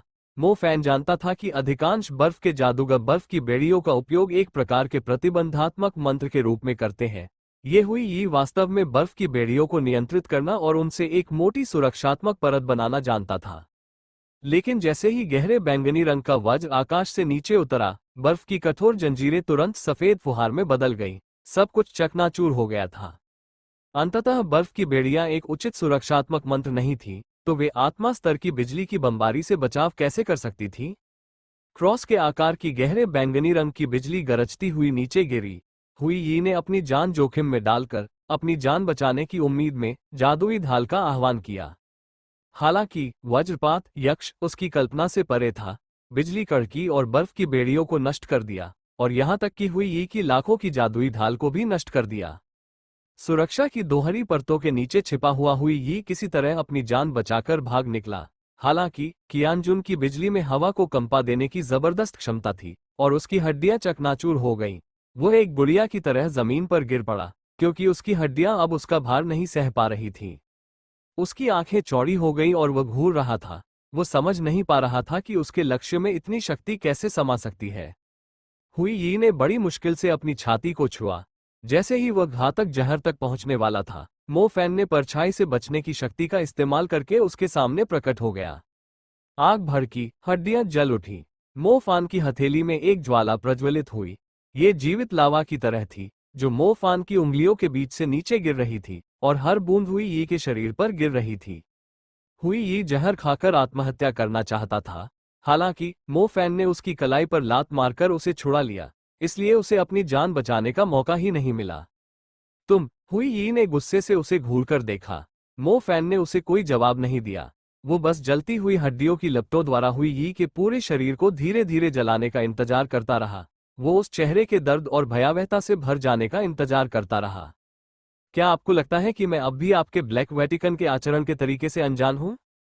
भले ही उसने इसे व्यक्तिगत रूप से न देखा हो, लेकिन उसने इसे टीवी पर जरूर देखा होगा। इस तरह का संगठन, जो भयानक और जानलेवा अभियान चलाता है, संभवतः अपने सदस्यों के पास आत्महत्या के लिए जहर रखता होगा। पकड़े जाने पर या मृत्यु के करीब होने पर वे जहर खाकर अपनी जान दे देते थे, क्योंकि वे न तो अपने संगठन को और न ही अपने वरिष्ठ अधिकारी को बेनकाब करना चाहते थे। जब हुई यी ने मो फैन को आध्यात्मिक स्तर की बिजली चलाते देखा, तो उसे पता चल गया कि वह उसका मुकाबला नहीं कर पाएगा। किसने सोचा होगा कि वह सचमुच दूसरे स्तर की मध्यवर्ती जादुई शक्ति का प्रयोग करेगा। जब हुई यी की हड्डियां चकनाचूर हो गईं, तो उसने अपनी मृत्यु की योजना बना ली थी। किसने सोचा होगा कि मो फैन उसे यह मौका भी नहीं देगा? अगर उसकी मौत हो जाती तो कोई बड़ी बात नहीं होती। उस तरह का जहर पल भर में उसकी जान ले लेता। उसे दर्द भी महसूस नहीं होता। लेकिन जब कोई दूसरा उसकी कलाई को कुचल रहा था, तो उसके अपने विचार भी दूसरे को पता चल रहे थे। उसकी ताकत कम होने की बात तो छोड़िए, उसकी बुद्धि भी कम हो गई थी। एक खलनायक के रूप में उसकी आखिरी इज्जत भी दूसरे ने छीन ली थी। इस तरह के गुस्से को भला कैसे बयान किया जा सकता है? तुम लगभग जलकर मर ही गए थे, तो क्यों न तुम कुछ परोपकारी काम करो और मुझे बताओ कि तुम्हारा मालिक कौन है? मो फैन ने आग की लपटों का तापमान नियंत्रित करते हुए पूछा। ये लपटें उसे बस झुलसा रही थीं, अभी उसे जलाकर मार डालने के लिए काफी नहीं थीं, लेकिन इससे उसे असहनीय पीड़ा जरूर हो रही थी। मो फैन इस दृश्य को निहारने में मग्न था। भले ही यह बच्चों के लिए थोड़ा ज्यादा खूनी था, लेकिन बुराई से निपटने के लिए मो फैन ने यही तरीका चुना था, हिंसा को रोकने के लिए हिंसा का इस्तेमाल। अगर तुमने मेरे दोस्त को मारा, तो मैं तुम्हारे 10 साथियों को खत्म कर दूंगा। अगर तुमने मेरे शहर को तबाह किया, तो मैं तुम्हारे संगठन को कुचल दूंगा। इसके बारे में सोचना भी मत। आह आह। हुई ये आग की लपटों में बेकाबू होकर लौट रहा था। उसकी दर्दनाक चीखें अंधेरे भूलभुलैया में गूंज रही थीं। उसे सुनने वाले अत्यंत भयभीत हो गए। मो फैन जरा भी नरमी नहीं बरत रहा था। ऐसा इसलिए था क्योंकि वह कभी नहीं भूल सकता था कि उसने जू झाओटिंग और उसकी प्रेमिका को भगाने के लिए इसी तरह की ज्वालाओं का इस्तेमाल किया था। जाने से पहले उन्होंने जिस पीड़ा और दुख का अनुभव किया, मो फैन निश्चित रूप से उसे ब्लैक वेटिकन के लोगों के चेहरों पर प्रकट कर देगा। स्पिरिट वुल्फ बेहद ताकतवर था। मो फैन ने कहा कि उन 10 डार्क बीस्ट से निपटना उसी का काम है, इसलिए उसने फैसला किया कि वो उन सबको खुद ही खत्म करेगा। अंत में उसका पूरा शरीर घावों से भर गया था। कई जगहों पर उसकी हड्डियां भी दिखाई दे रही थीं। आत्मा भेड़िया लंगड़ा रहा था। उसके होंठ अभी भी पीछे की ओर खींचे हुए थे, लेकिन वो डरावना नहीं लग रहा था। वास्तव में वो मनमोहक रूप से भोला लग रहा था, खुशी से मुस्कुरा रहा था। तुम वापस जाकर आराम कर सकते हो, मो फैन ने स्पिरिट वुल्फ को वापस बुलाते हुए कहा। साथ ही उसने अपनी समनिंग मैना का और अधिक उपयोग करके उसे ऊर्जा प्रदान की। उसका समनिंग एलिमेंटल नेबुला अब बहुत विशाल हो गया था और प्रचुर मात्रा में माना प्रदान करने में सक्षम था। मो फैन पहले ही गणना कर चुका था कि स्पिरिट वुल्फ को विकसित होने से पहले कितने माना की आवश्यकता होगी। डीन शियाओ से प्राप्त योद्धा पशु आत्मा की वो बोतल अभी भी वही थी। ये सोचकर कि विकास के दौरान आत्मा भेड़िए की जान जा सकती है, मो फैन ने उसे इस्तेमाल करने के लिए देने की हिम्मत नहीं की थी। हुई यी के जलकर राख हो जाने के बाद मो फैन अंततः मुड़कर जाने लगा। किसी जीवित व्यक्ति को इस तरह जलाते देखना बेहद घिनौना था। अगले 2 दिनों तक उसे भूख लगने की कोई संभावना नहीं थी। अगर उसे और समय दिया जाता तो भी वो वही करता। इस घिनौने दृश्य की तुलना उन दोनों के जाने से करें तो ये कुछ भी नहीं है। मो फैन ने शैडो बीस्ट का पीछा करना जारी रखा। थोड़ी देर आराम करने के बाद शैडो बीस्ट फिर से पूरी ताकत से भागने लगा। वो धुएं के एक गुबार की तरह गायब हो गया। मो फैन को उसे दोबारा ढूंढने में लगभग आधा दिन लग गया। इस जगह पर एक इमारत जैसी कोई चीज दिखती है। वो बेवकूफ चीज, कहीं ऐसा तो नहीं कि वो खुद ही जानवर को काबू करने वाले लोहे के पिंजरे की तरफ दौड़ पड़ी हो।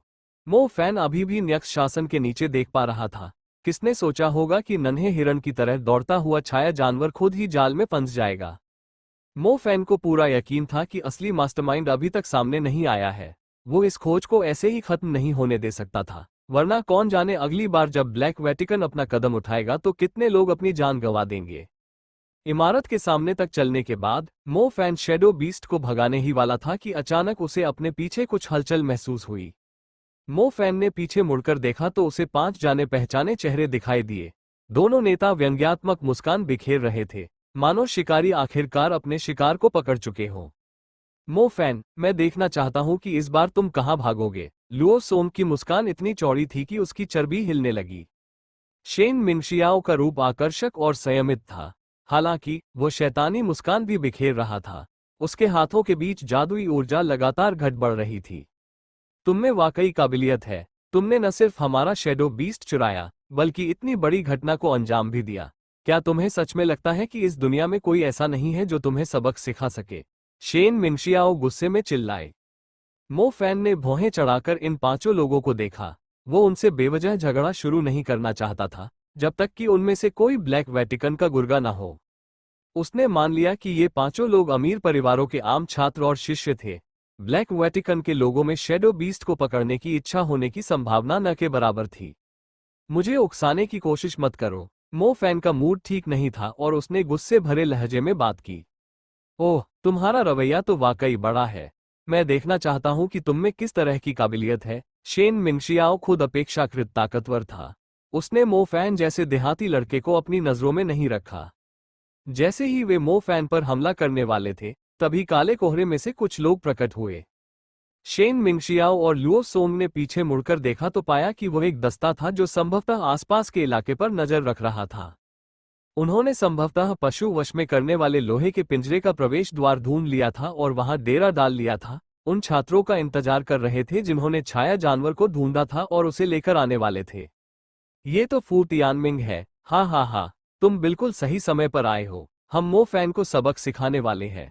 जब लुओ सोंग ने फू तियानमिंग को देखा तो उसके चेहरे पर मुस्कान और भी चौड़ी हो गई।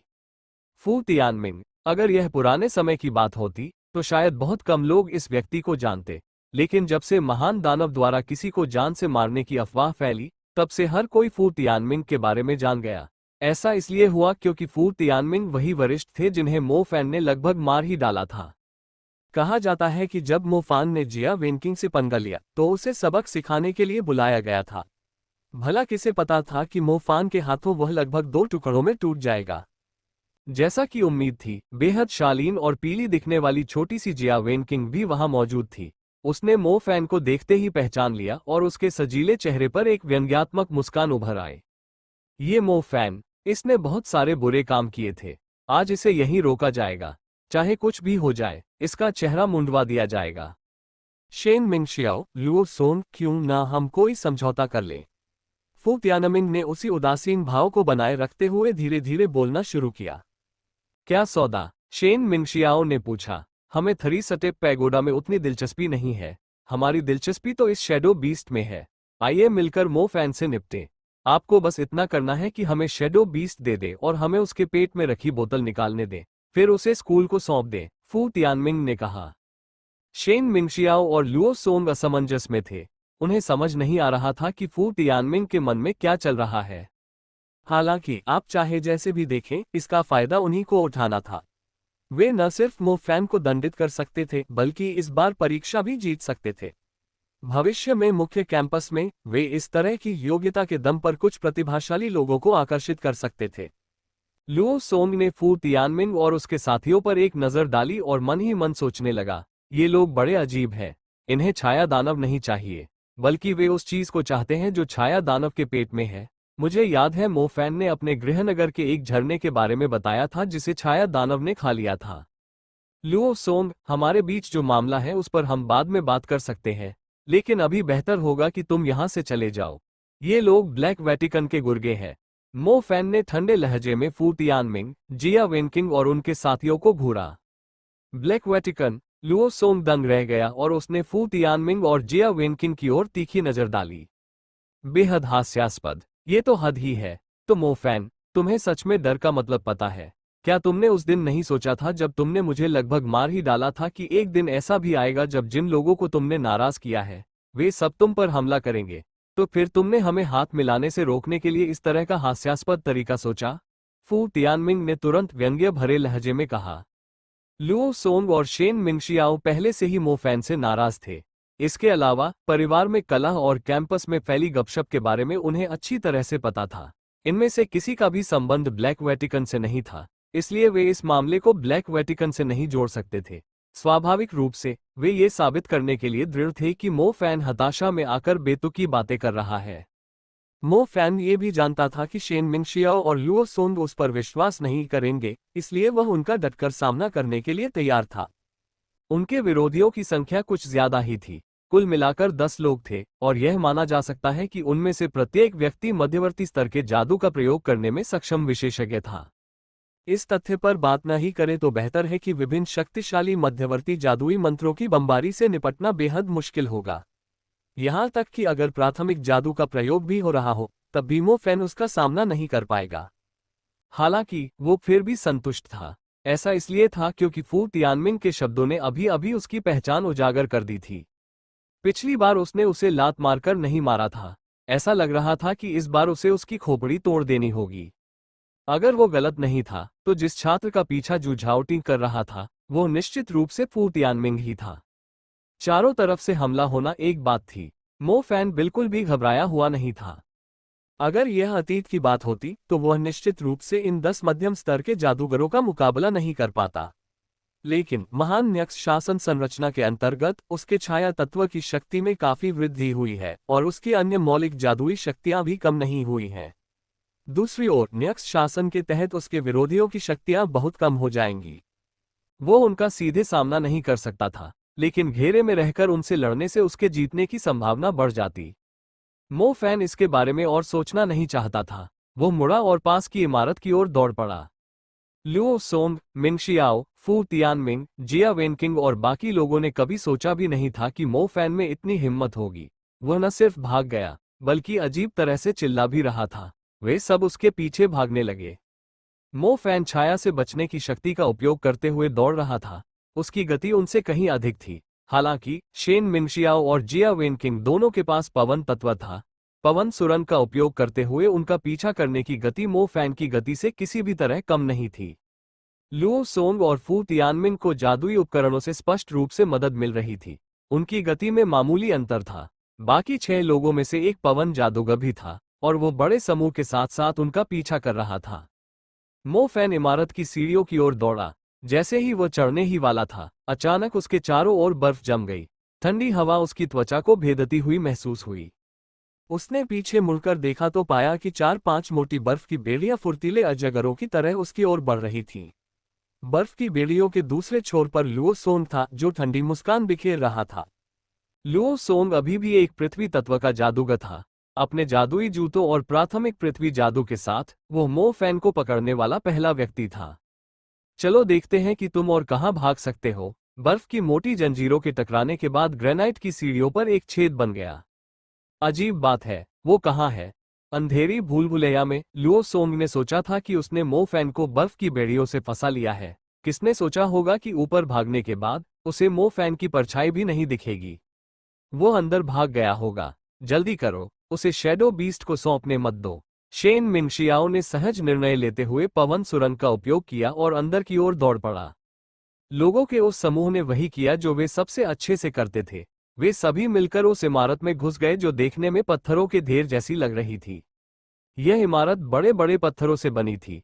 इस तरह की इमारतों के लिए, जिनमें बुलाए गए जीव जंतुओं को रखा जाता था, विद्यालय ने एक पृथ्वी जादूगर से इसे बनाने का काम सौंपा था।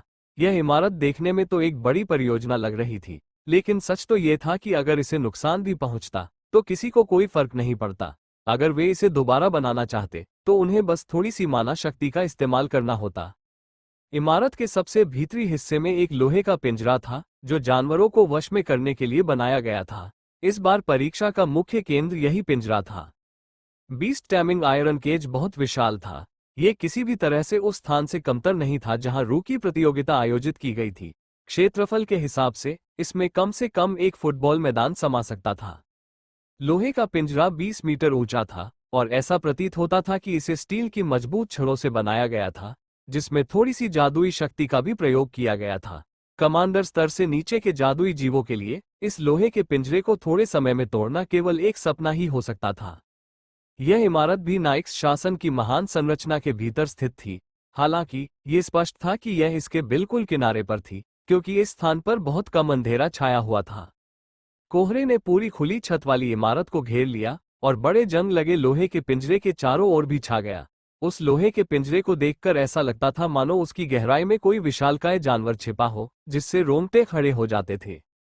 मो फैन पूरी ताकत से दौड़ रहा था। अंधेरे में उसकी देखने की क्षमता भी बहुत कम थी, इसलिए जब उसे छिपने की जगह मिली तो वह अनजाने में लोहे के पिंजरे में घुस गया। पशु वशीकरण पिंजरे के द्वार हवा में लटके हुए थे।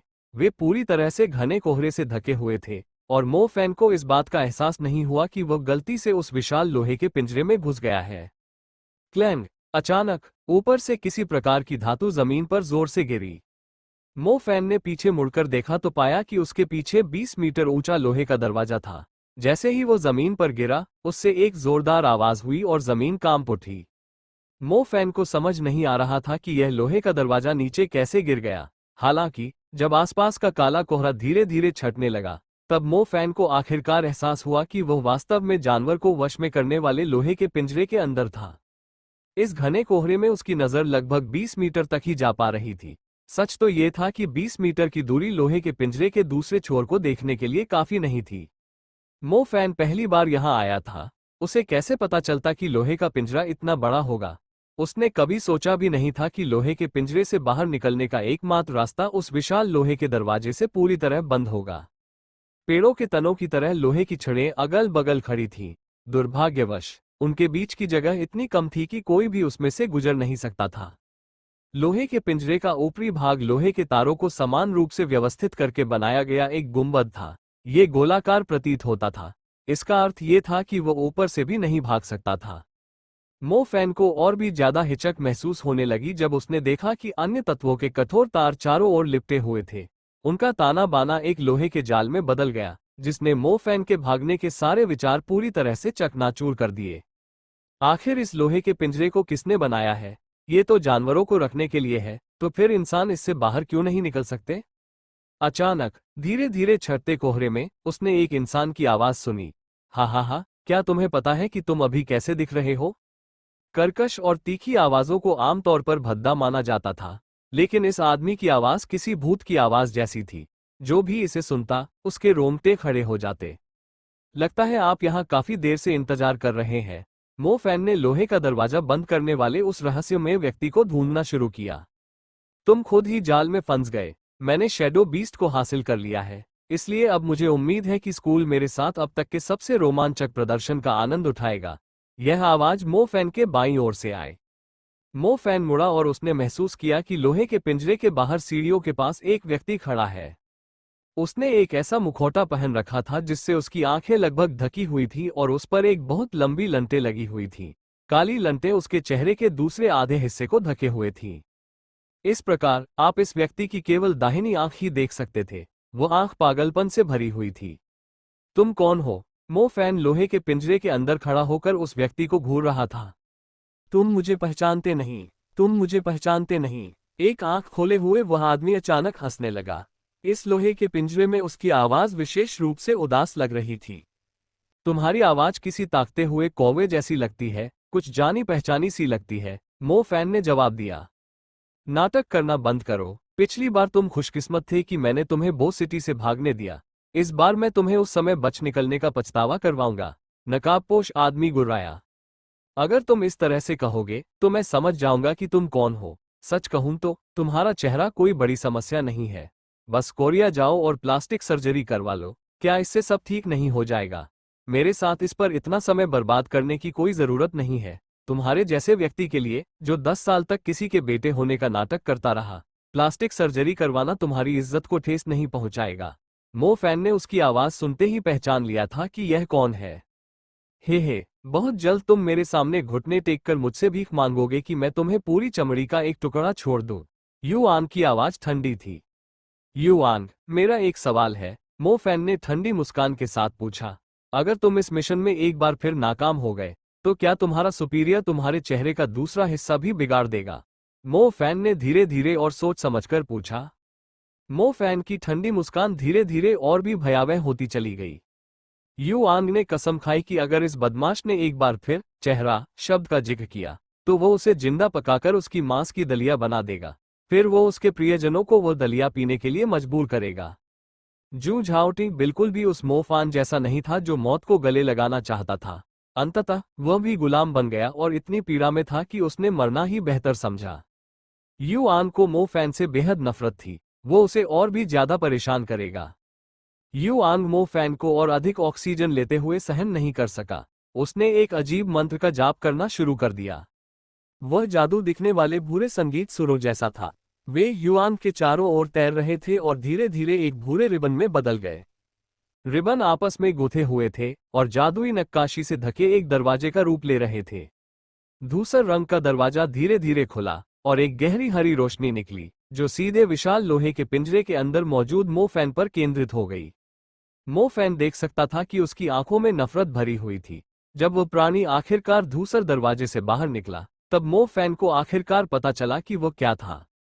उसका पूरा शरीर गहरे भूरे रंग का था। झुर्रीदार त्वचा पर एक विचित्र आकार के लोहे से बार बार निशान बने हुए थे। ये निशान आड़े तिरछे थे और ऐसा लग रहा था मानो छोटे छोटे कनखजूरे उसके पूरे शरीर पर रेंग रहे हों। शारीरिक बनावट के लिहाज से ये किसी डार्क बीस्ट से बहुत अलग नहीं लग रहा था। साथ ही यह उससे बहुत अलग भी था। जब मो फैन ने इसे ध्यान से देखा तो उसे लगा कि इस जीव से निकलने वाली गंध जू झाओटिंग से निकलने वाली गंध से बहुत मिलती जुलती है। यह एक शापित और घिनौनी बदबू थी। इस अंधकार में दानव की शक्ति निश्चित रूप से एक सामान्य दानव से कहीं अधिक होगी। यह एक शापित जानवर है। जब हम लोगों को तालाब में नहाने के लिए फेंकते हैं तो हमें पहले उन पर बेहद कष्टदायक यातना देनी पड़ती है। जितना अधिक कष्ट होगा, उनके शापित जानवर बनने की संभावना उतनी ही अधिक होगी। यह मेरा पहला शापित जानवर था। जू झाओटिंग मेरा दूसरा था और तुम मेरे तीसरे शापित जानवर बनोगे। युआंग ने अपने चेहरे पर उन्मादी मुस्कान के साथ मो फैन की ओर इशारा किया। युआंग जानता था कि मो फैन के पास जन्मजात दोहरी तत्व शक्ति थी। सामान्य तौर पर अगर किसी शक्तिशाली जादूगर को शुद्धिकरण के लिए तालाब में फेंक दिया जाए तो उसके शापित जानवर बनने की संभावना और भी अधिक होती है, खासकर ऐसे जादूगर के लिए जिसके पास जन्मजात दोहरी तत्व शक्ति हो। मो फैन ने शापित जानवर को देखा और अपनी भौहें सिकोड़ने से खुद को रोक नहीं पाया। अगर वह इसके तेज से अंदाजा लगाए तो ये प्राणी निश्चित रूप से योद्धा स्तर का था। उसने कभी कल्पना भी नहीं की थी कि युआंग भी पिछले 2 वर्षों में इतनी प्रगति कर लेगा। वह सिर्फ एक छोटे से प्राणी से, जो अंधेरे जानवरों को वश में करता था, एक ऐसे पुजारी में बदल गया था जिसके पास एक शापित जानवर था। फिलहाल मो फैन को ब्लैक वेटिकन की सामाजिक रैंकिंग के बारे में काफी स्पष्ट जानकारी थी। सबसे निचले वर्ग को शिष्य कहा जाता था। उनमें से अधिकांश सामान्य लोगों के वेश में रहते थे और वे ब्लैक वेटिकन द्वारा प्रदत्त अंधकार में राक्षसों को नियंत्रित करने की क्षमता का उपयोग अपने स्वार्थों को पूरा करने के लिए करते थे। उच्च स्तर के लोगों को पुजारी कहा जाता था। युआंग एक धूसर वस्त्रधारी पुजारी था। उसके नीचे शिष्यों का एक समूह था जो उसके लिए अपनी जान देने को तैयार थे। रैंकिंग में और भी ऊपर डीकन्स थे। जू झाओटिंग को जो नाम मिला था वो बिल्कुल ब्लैक वेटिकन के नीले लबादे वाले डीकन का नाम था। युआंग एक ग्रे प्रीस्ट होने के नाते स्वाभाविक रूप से और भी शक्तिशाली शापित जानवरों को नियंत्रित करने की क्षमता रखता था। दुर्भाग्यवश जब जू झाओटिंग एक शापित जानवर में परिवर्तित हो गया तब भी उसमें थोड़ी बुद्धि बची हुई थी। यही उसके लिए भाग निकलने के लिए पर्याप्त थी। इसके अलावा युआंग भी जानती थी कि जू झाओटिंग को वश में करना मुश्किल होगा और उसने इस पर ध्यान देना ही छोड़ दिया। लेकिन ये बुलाया गया शापित जानवर अब बेहद वफादार हो गया था। इसका कारण ये था कि ये 10 साल से भी अधिक समय से युआंग का गुलाम था। क्या तुम जानते हो कि यह कौन है? युआंग ने अपने बगल में खड़े शापित राक्षस की ओर इशारा किया, जिसकी उपस्थिति में एक भयावहता झलक रही थी। मुझे इसमें कोई दिलचस्पी नहीं है। मो फैन लोहे के बड़े पिंजरे के अंदर खड़ा था। वह युआंग के साथ समय बिताने की कोशिश कर रहा था और साथ ही लोहे के पिंजरे से बाहर निकलने का रास्ता भी तलाश रहा था। युआंग ने इसके बाद कुछ नहीं कहा और शापित जानवर को लोहे के पिंजरे के पास जाने का आदेश दिया। इस दुनिया में शायद किसी को भी ये पता नहीं था कि यह शापित जानवर वास्तव में युआंग का जैविक पिता था। जब वो 7 साल का था, तब गलती से वो ब्लैक वेटिकन द्वारा पोषित एक सदस्य बन गया। युआंग ने सबसे पहले अपने साथ दुर्व्यवहार करने वाले पिता को एक डार्क बीस्ट में बदल दिया। कुछ समय बाद युआंग मू परिवार में शामिल हो गया। वो 10 वर्षों से अधिक समय तक मू परिवार में रहा और उसने कभी भी अपनी पहचान उजागर नहीं की। इसके अलावा उसने अपने संसाधनों का उपयोग करके धीरे धीरे इस डार्क बीस्ट को और भी परिष्कृत किया। जैसा कि उम्मीद थी, उसके सबसे करीबी व्यक्ति ने सबसे बड़ा सुधार दिखाया। उसने अपने कई गुलामों में सबसे पहले अपनी प्रतिभा का प्रदर्शन किया और एक शापित जानवर में बदल गया। इसी शापित जानवर की वजह से युआंग को पुजारी के पद पर पदोन्नत किया गया था, जो सीधे एक नीले डीकन के अधीन था। अगर वो इस मिशन को सफलतापूर्वक पूरा कर लेता, तो उसे कार्डिनल सैलान का आशीर्वाद प्राप्त हो जाता। इसके बाद सीधे ब्लू डीकन बनना उसके लिए कोई मुश्किल काम नहीं होता। लेकिन जिन्होंने उसे नाराज किया था, उनका बुरा हाल होना तय था।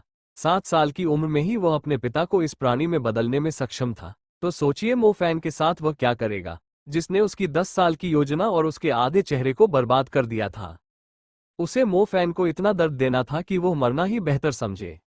जाओ, पहले इसकी खाल उतार दो। युआंग ने शापित जानवर को उग्रता से आदेश दिया और उसके हाथों में मौजूद चाबुक बेरहमी से उसकी ओर चला। शापित दानव युआंग से बेहद डरा हुआ प्रतीत हो रहा था। उसने अपना सारा क्रोध और पीड़ा मो फैन की ओर मोड़ दी, जो लोहे के पिंजरे के बीच में फंसा हुआ था। लोहे के पिंजरे के बाहर से तुरंत ही एक शापित आभा, जहरीली गैस की तरह जो किसी का दम घोट सकती है, फैल गई। मो फैन लोहे के पिंजरे के बिल्कुल किनारे पर खड़ा था। उस चीज को करीब आते देख वह खुद को एक कदम पीछे हटने से रोक नहीं पाया। इस जीव की शारीरिक बनावट इंसान से कुछ खास अलग नहीं है। इसके अंदर घुसने का कोई रास्ता नहीं है, है ना? जब मो फैन के दिल में थोड़ी उम्मीद जगी, तभी उसे एहसास हुआ कि शापित राक्षस अपनी हड्डियों की स्थिति बदलने की क्षमता रखता है। उसका विकृत शरीर एक अकल्पनीय कोण पर मुड़ गया था। पहले उसका सिर दिखाई दिया, फिर उसकी उपास्थि हड्डियां और उसके बाद उसका बदसूरत शरीर। शापित राक्षस के लोहे के पिंजरे में प्रवेश करने की प्रक्रिया अत्यंत भयावह थी। अगर कोई ऐसा व्यक्ति होता जिसने पहले कभी ऐसी भयावह स्थिति नहीं देखी होती, तो वह निश्चित रूप से बेहोश हो जाता। जब युआंग ने मो फैन के चेहरे पर पहले से ही दिख रहे डर को देखा, तो उसके चेहरे पर एक चौड़ी मुस्कान आ गई। वो इस अद्भुत प्रक्रिया का धीरे धीरे आनंद लेने वाला था। सबसे अच्छी बात तो ये होगी कि जब न्यक्ष शासन की महान संरचना हटा दी जाएगी, तो लोग लौह पिंजरे में मो फैन की त्वचा को पीछे छूटा हुआ देखेंगे। युआंग, पीछे हटो, अभी। अचानक युआंग के कानों में एक आवाज ने आदेश दिया। युआंग ने अपने कान में लगे ईयरफोन को छुआ और बड़ी विनम्रता से जवाब दिया, ये चीज लगभग मेरे हाथों में है। श्रीमान डीकन, हमें इतनी जल्दी क्यों है? मुझे बुरा लगा, लेकिन श्रीमान डीकन, भूमिगत पवित्र झरने वाला बच्चा मैंने लोहे के पिंजरे में कैद कर लिया है। मैं उसे बहुत जल्द ले लूंगा। कृपया मुझे थोड़ा और समय दीजिए, युआंग ने जल्दबाजी में कहा।